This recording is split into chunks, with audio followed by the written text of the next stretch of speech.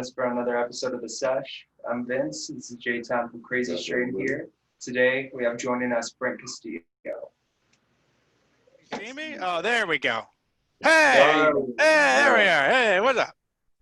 Oh yeah, man. Thank you for joining us today. How you doing? My pleasure. I'm good, man. Just woke up, got my fucking Puffco ready. I picked up some stuff. Yeah. Got great taste, man. What do you guys? Oh, good. I wanted to see if you had any kind of new projects or anything you've been working on that you wanted to talk about. Yeah, just off top, I've got buddies. Me and my boy JP are doing a podcast. We just, smoke weed, talk about the culture, community, all the stuff that's going on. So me and a bunch of comics, we just get really, really stoned, and then it just turns into us, being just a bunch of stoners hanging out. Yeah, man, that's the way to do it, though. Yeah. Super fun. But it's also like one of my favorite things to do right now because, with where I'm at in comedy, I'm surrounded by a lot of I think the funniest young guys that are like on their way up. Most of the comics that I know are all opening up for the huge dudes as it is, Rogan, right. Santino, all those guys. So it's like, I know those guys are eventually just going to be as big. So it's like, why not create our own thing and really get to capture these dope, funny moments with my friends. Hell yeah, man. That's super awesome. Yeah, and smoke good weed, yeah. Fuck yeah. Always super fun. Yeah. Oh yeah, I always gotta smoke. I wanted to know too, when was it that you knew that you wanted, like, comedy was something that you really wanted to pursue as like more so of a career? Man, that didn't happen until like super later.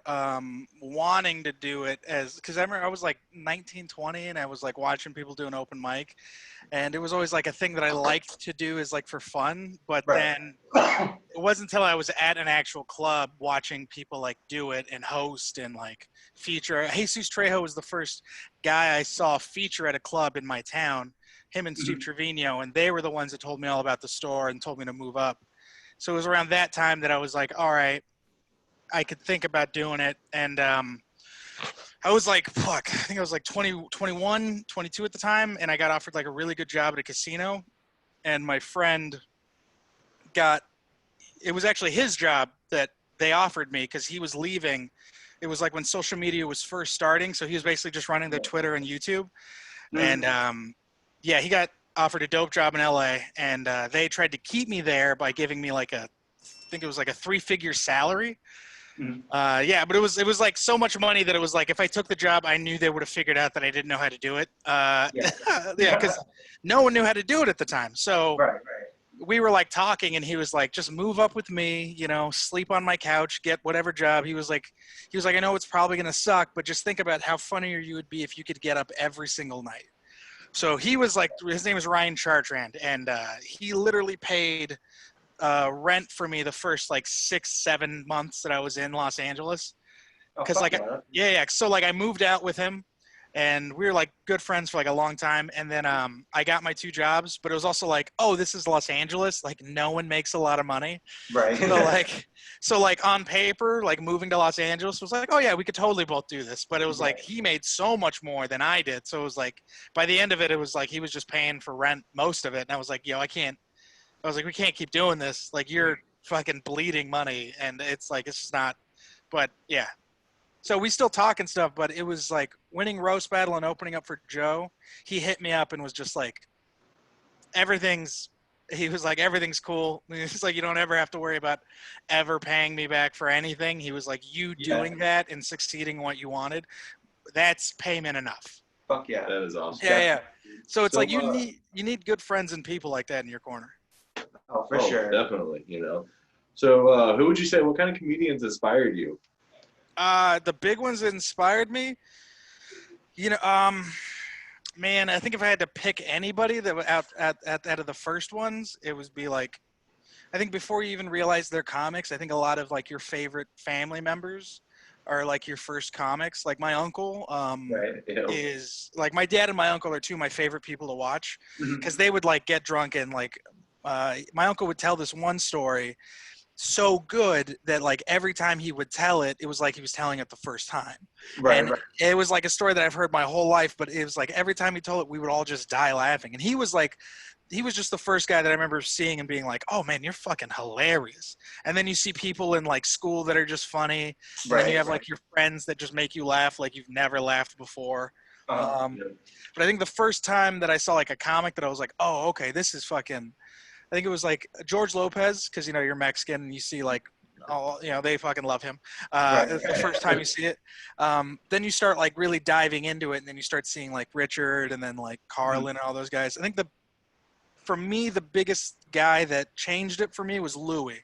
Watching Louis and Chappelle, obviously. Chappelle first, because I saw like Half Baked and stuff. And that was like a huge stoner. But like Louis was the one where I was like, oh, okay, you could do the act. Like, that's wild. Hell yeah, man. So I know you've done tons of shows and stuff. Have you had any kind of crazy fucking interactions with fans or just crazy experiences during shows?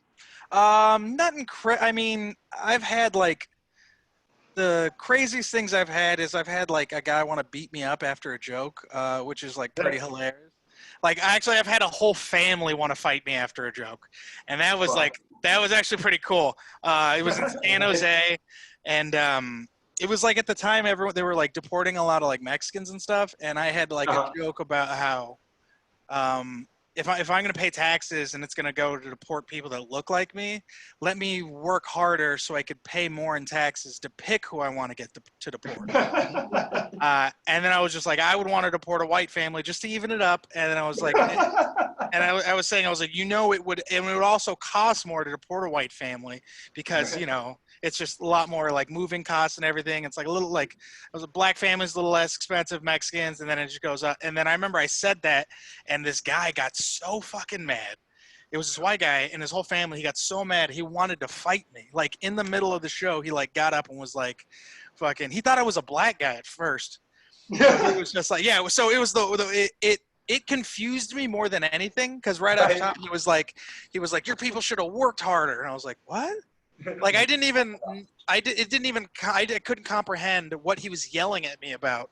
So I didn't even understand. And then I was like, all right. And then I just kept doing it. And it was just kind of weird. But then like after the show, my other friend who was on the show was selling merch for the comic that we're opening for. And I was like coming downstairs, and he like looks up to me and he's like, don't come down, come. And I'm like, what? And apparently the guy like got kicked out, but it was like him and like his whole family. They were all drunk and they like wanted to fight me. He was like, I didn't come out here to hear him talk about deporting hardworking Americans.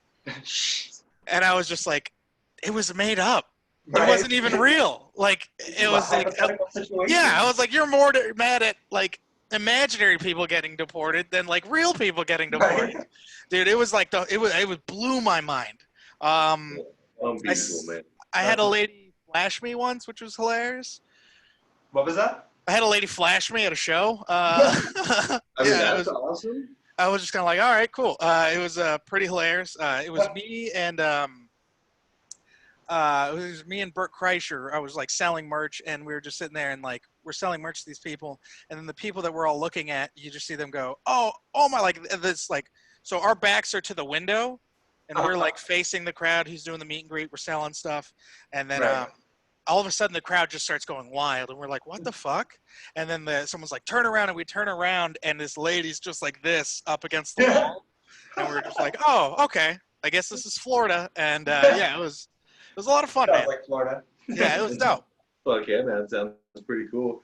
Yeah, so why don't you tell us the first time you smoked weed, man? I kind of want to hear that. First time I ever smoked weed. Yeah. Because I barely remember mine that much. Really? You don't remember the first guy? Like, there's always like a your little friend. bit. Huh? There's always like a friend who introduces you to it.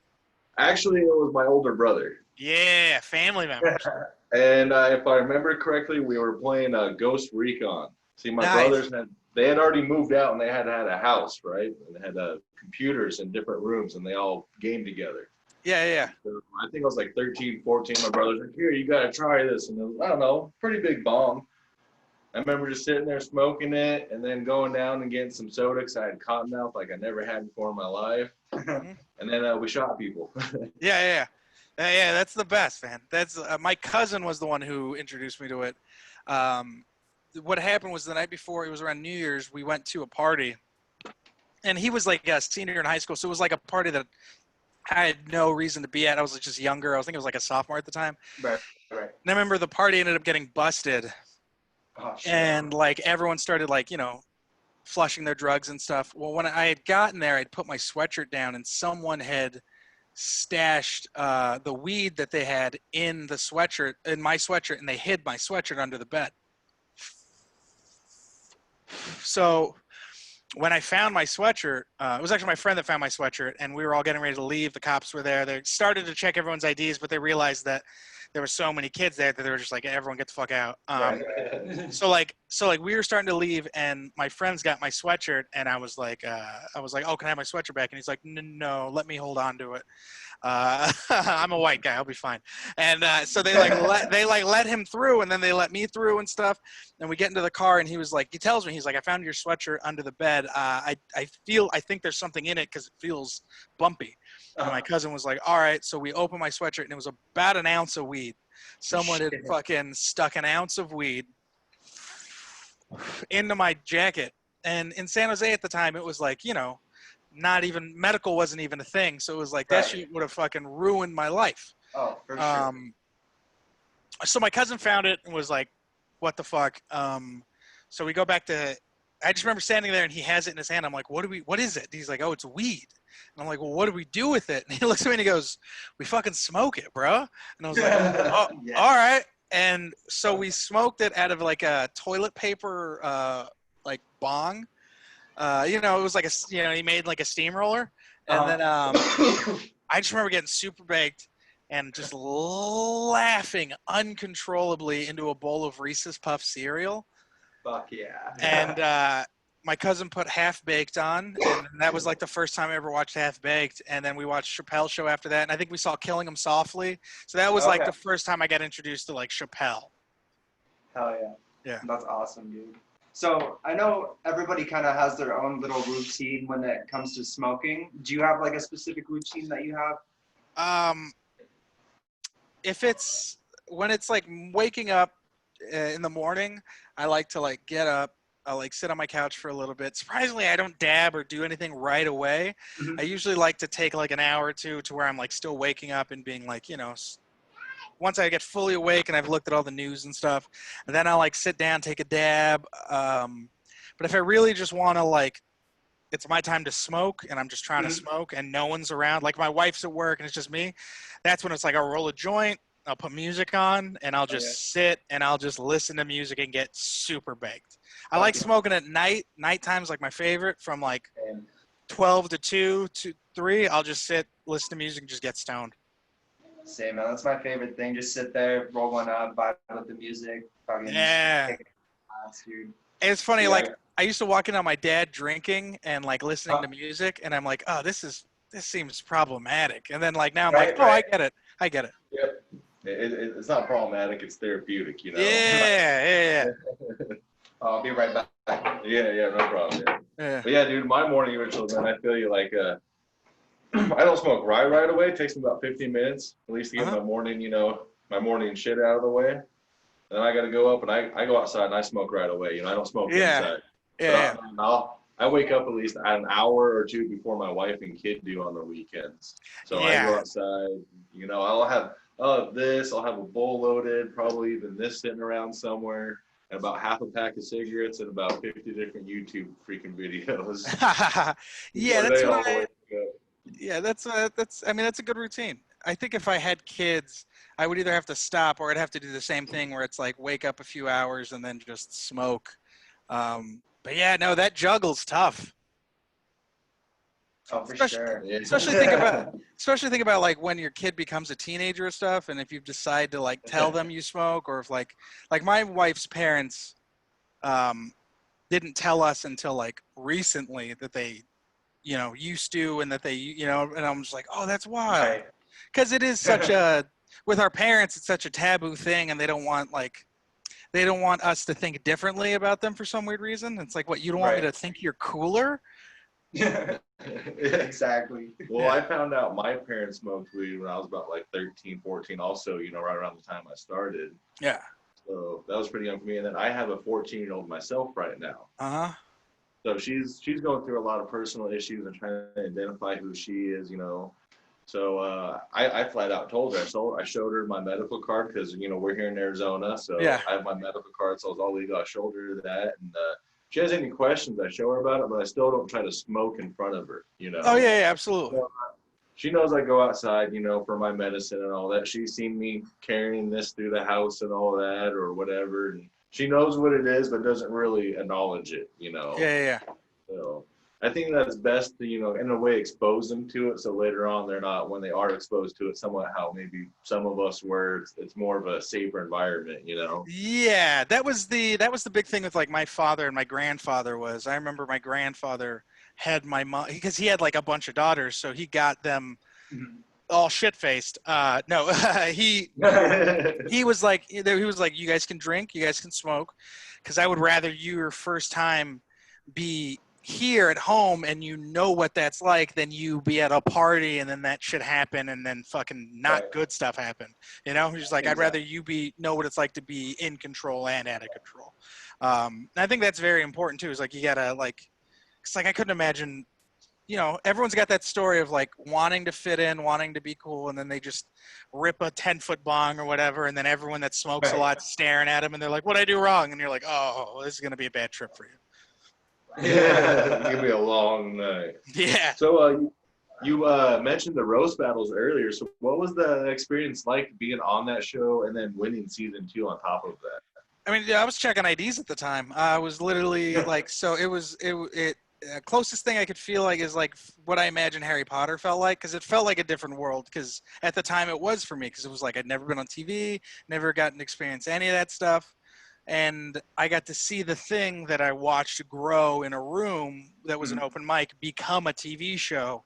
So I got to watch all my friends kind of get their first credits and all this jazz. So it was a very like insane experience. It was a lot of growing up. But yeah, it was like my wife was like, I've never seen you so focused on something before. She was like it scared me a little bit.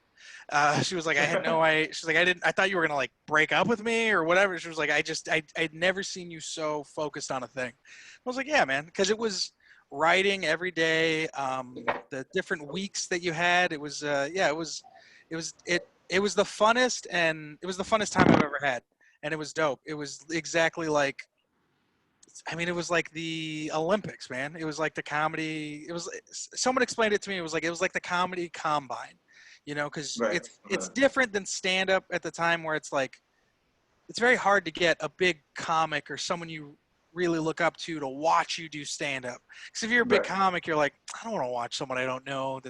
I don't want to watch them do stand up. Usually when they find their openers, it's like by chance or by referral, whatever.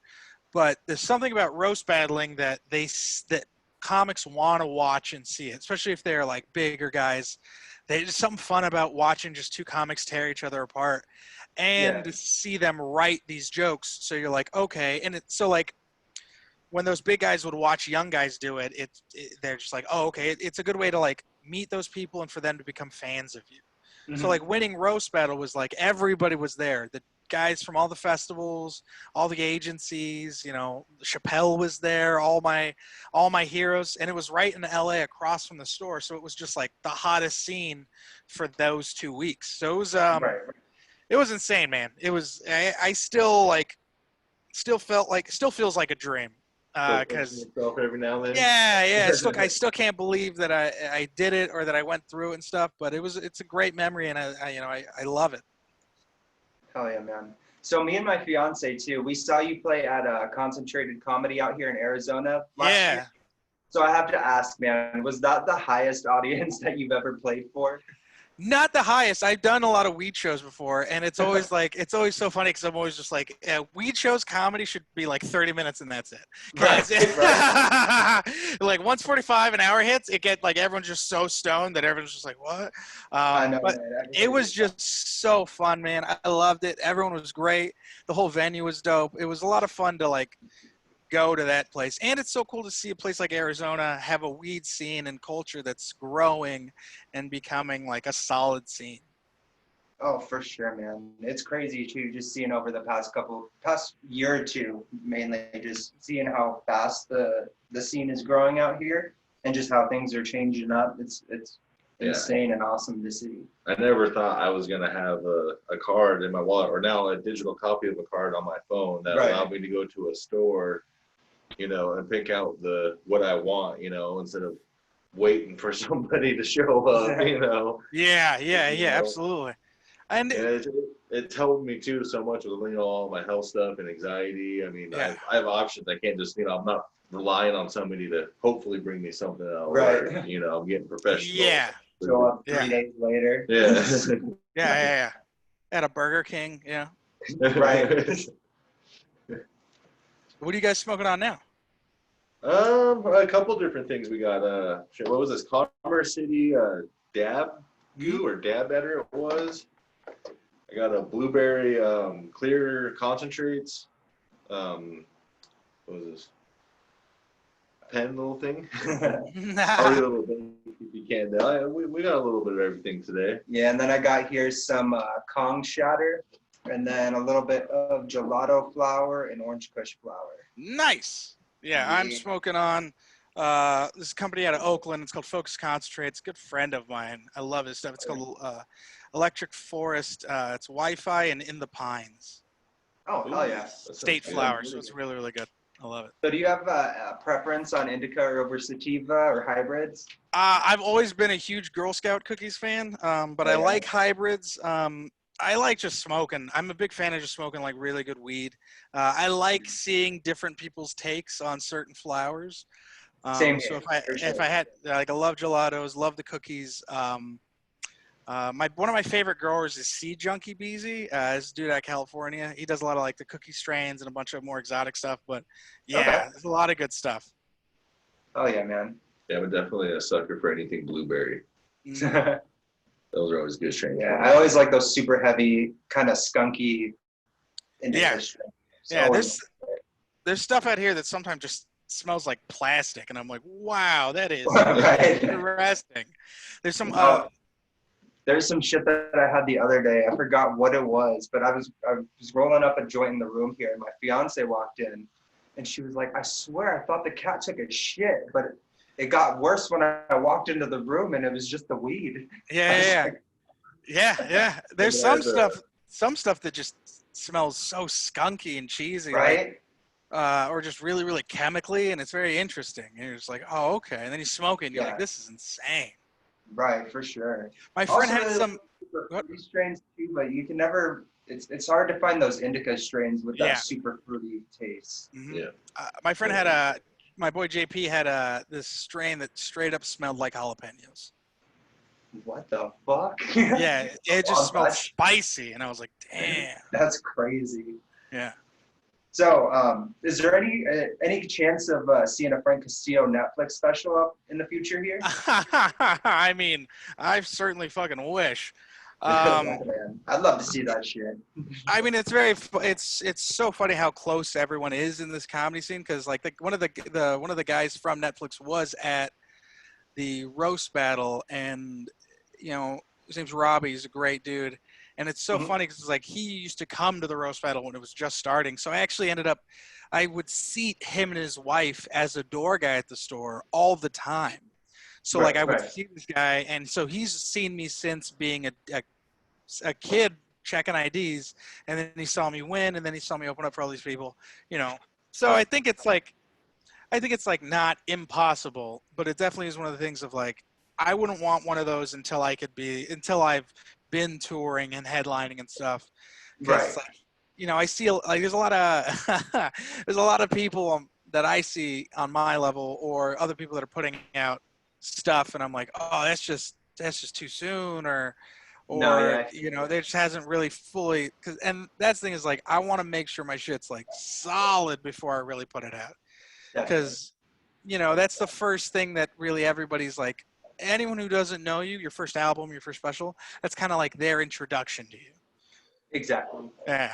So it's like it depends on how I want to. I guess it's like, how do you want to introduce yourself? So, yeah. Right. Totally. So, have you ever been too high in public? Like just, I don't know, got out and about, not playing the day, got too stoned, I had to go somewhere and gone to Walmart and been like, man, I'm violent high for Walmart, man. Yeah. Oh, absolutely. Absolutely. That's like my favorite is to be that high in public. I'll do that with like if I go to festivals or like concerts or anything like with my friends.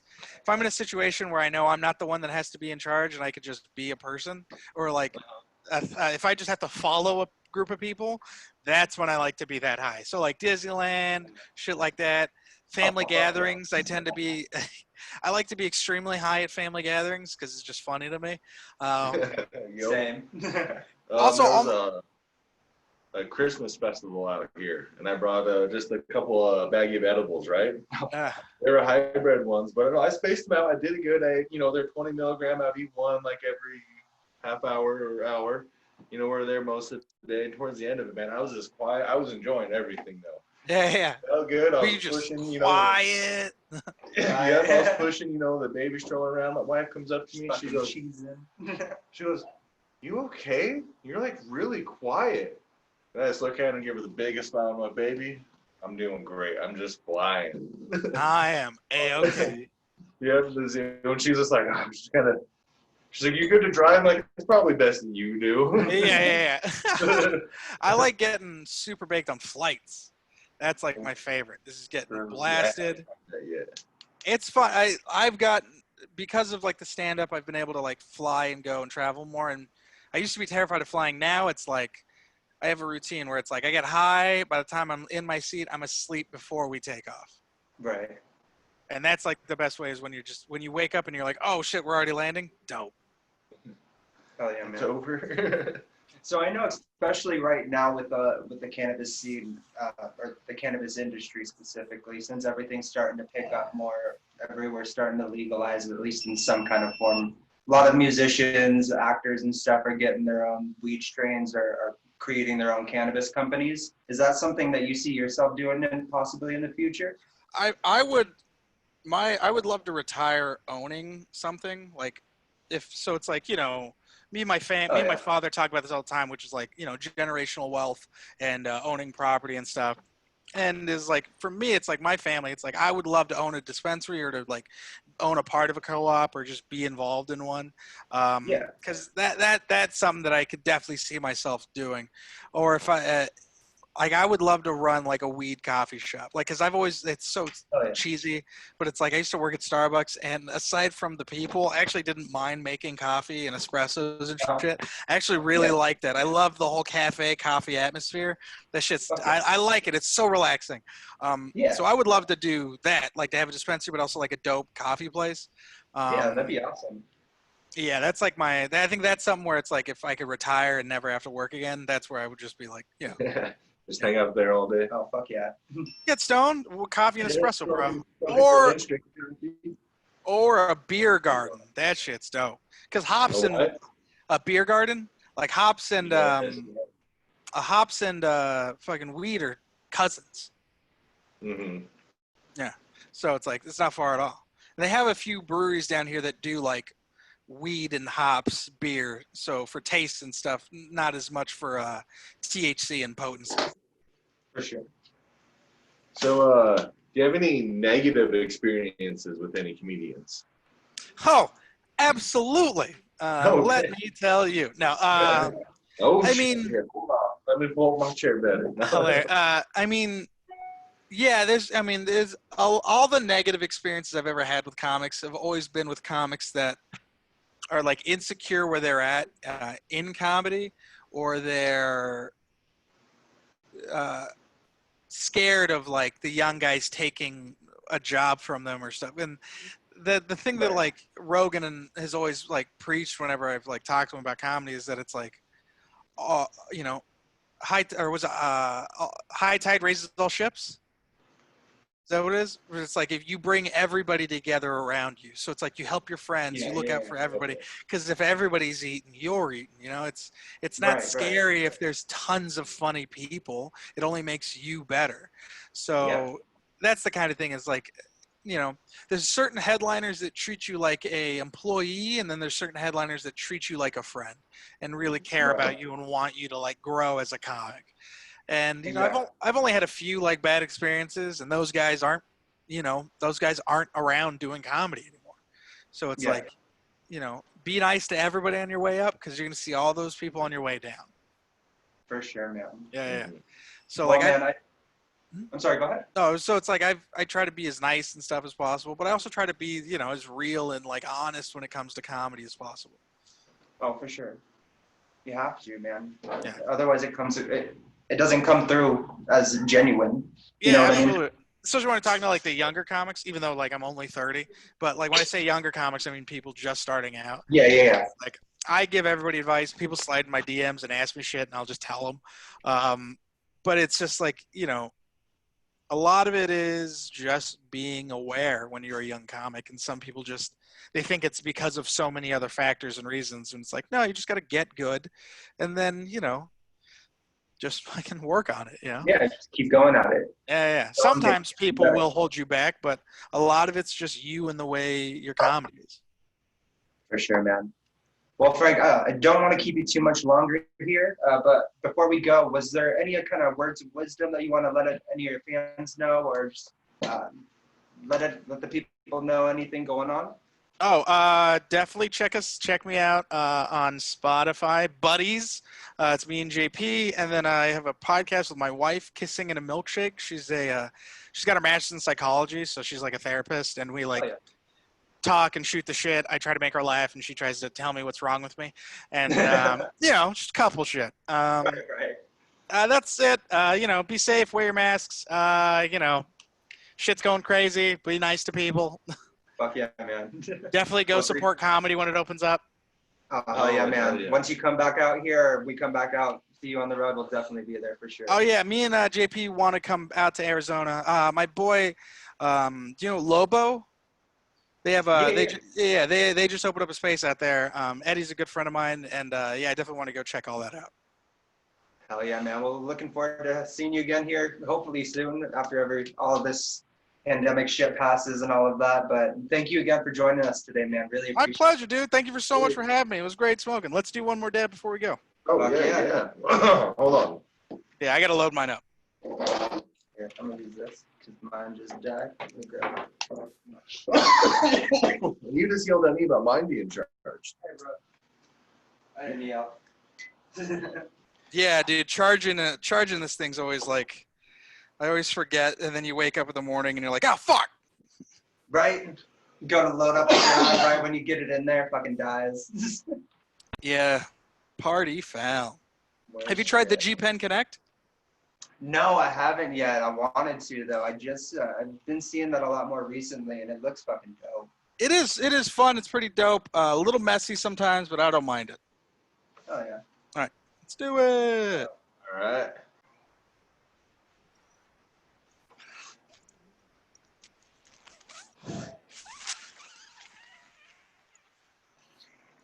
What's that on the left?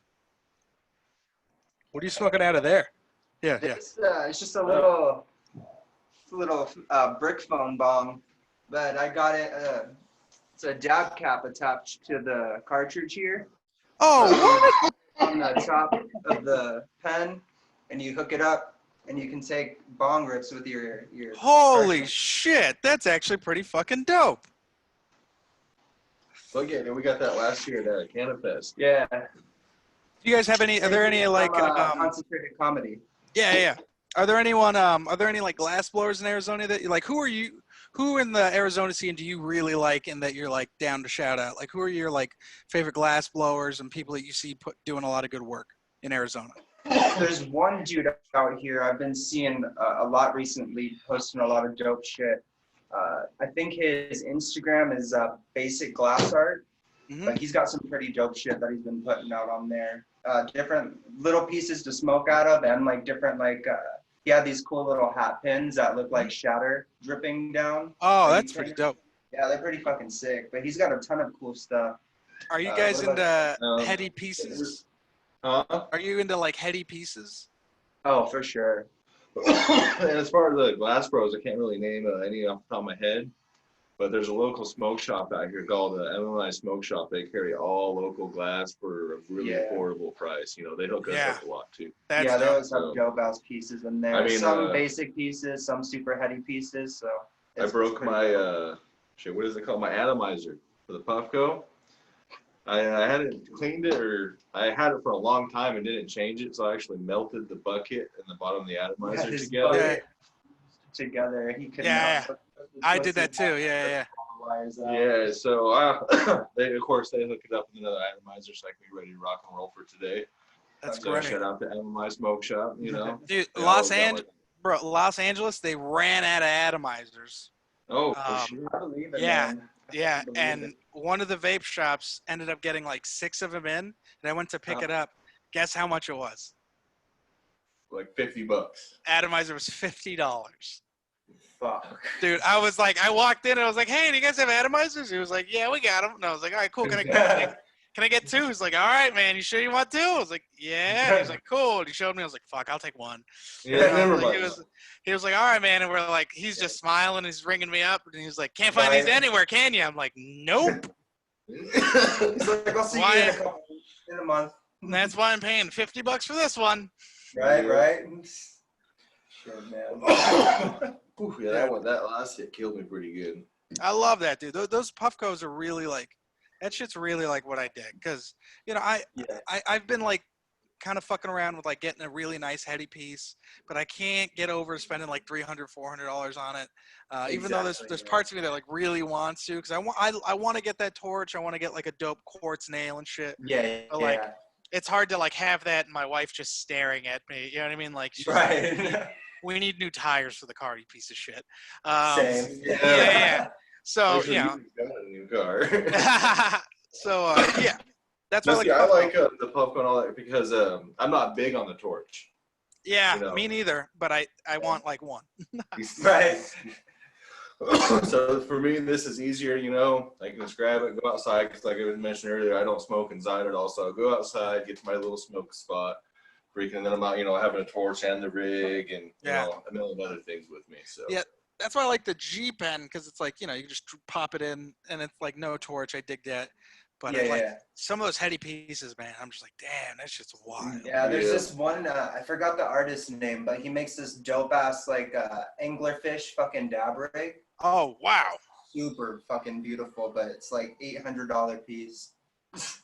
Yeah, there's a guy that I saw, he made like, it was like just like a regular, like, you know, bong with the triangle base, but the percolators were all mini bongs. So it was like, so it was, you know, just smaller versions, but like inside of it. So it was like, I think it probably had been, it wasn't too big. It was like this big, but it had like 6 miniature versions inside. So it just kept going. It was wild. And it was all percolators. It was just like, must have been a bitch to clean, but it was like fascinating to watch. Like, damn. That's artwork, man. That's not a bong. That's an artwork. Yeah, there's definitely some. Shit. Yeah, there's definitely some pieces that. Sorry, I'm trying to plug my Puffco in. There's definitely some pieces where it's like, oh, okay, I get why this is $1,000. Right. Yeah. For sure. Because functionality is so important. So it's like to have like something beautiful, and then you pull on it and you're like, oh, this hits really, really well. Oh, definitely. We were talking to Tommy Chong too last month, and he was saying he wanted to come out with $1 billion bong. Oh, wow. I mean, listen, there's definitely, that's the thing that I love and hate about this industry is that, you know, with weed being legal, there's so many there's a lot of people who never been into weed and who will see something like that and be like, I'll spend $1 billion on it because I want to be able to say I spent $1 billion on something. Yeah, exactly. Like Mercedes. The name that would go with it too. Yeah, exactly. Like Mercedes, the guys that did the branding for Mercedes, they just started their own weed branding company for like luxury weed. And I was like, bro, I looked at it, I was just shaking my head immediately. I looked at they linked up the 6 companies they're already working with, and before I clicked on one of them, I was just like, it's gonna be white people hiking on a mountain, and I just and I just know it. And he clicks it, and it's just like 10 white people hiking on a mountain, and it's like it's THC champagne, and I'm like, no one is asking for this. Yeah. This isn't. No one's Nobody asking wanted for that shit. No one wants this. It was so fucking hilarious. Fuck, man, that's But crazy. It's like you look at that and it's like that's not marketed towards us. That's not marketed towards Not the at all. people from the actual weed community. That's all marketed towards people who will never have to worry about going to jail for weed. Right, exactly. Yeah. So Yeah. shit, that shit. I'm just like, oh my god. I think that's the thing I hate the most about the industry. But I get it. No, same. I mean, you kind of have to have companies like that, but then at the same time, it's just like irritating Yeah. to see that kind of shit coming from our side, fucking having to hide, sneak around, fucking to get our weed back in the day. Absolutely, And shit. absolutely. That was the thing. I was like talking to someone and they were like, black market, black market, black market. And I was like, yo, anything that wasn't legal was black market. Yeah, That's all it was. You know, it's like, it's also like the exactly. black market's not bad. It's such a negative connotation. It's just non-legal weed, you know? Like, yes, Right. it's like the testing and all that goes into it and we have to worry about, but it's also like For sure. the people that went to jail were people that, like they had no other, you know, it's like, come on. It's just so funny to me. It's crazy, man. Yeah. But yeah, thank you again, Frank. You have a good one, man. Thank you for Ah, joining us. Dude. My pleasure. dude. Anytime. Please hit me up again. I'd love to. Even if you guys just want to hang out and smoke. Yeah, definitely. I miss people. Same here. I see him No every worries. day. So I'm just like, fuck, I need new faces. I get it, bro. I love If you're it. ever in Arizona, man, definitely reach out to us, man. Yeah, for Absolutely, I will. Absolutely. Sure. Oh yeah, man. Well, thanks again. Looking My forward to pleasure, guys. talking to you. Thanks, Have a good guys. one. Have a good day. You too. Yep, you too, man.